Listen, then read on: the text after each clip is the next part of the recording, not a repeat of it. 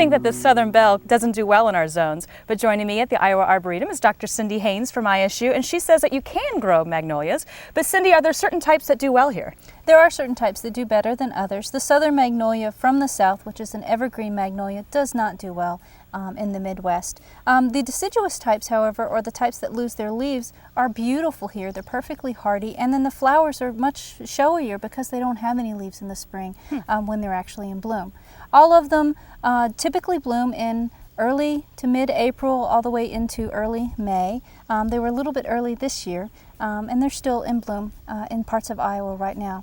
There are 3 or 4 varieties or species that we grow really well.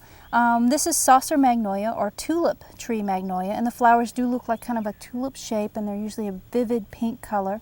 Then there's Merrill magnolia, which gets about 15 to 20 feet tall, and is a white strap-like flowers. And nicely fragrant on this one. And then there's a star magnolia, which is behind us, which gets about 15 to 20 feet tall as well. The hardiest of the bunch, believe it or not, with these tiny little white flowers, and usually one of the first to bloom.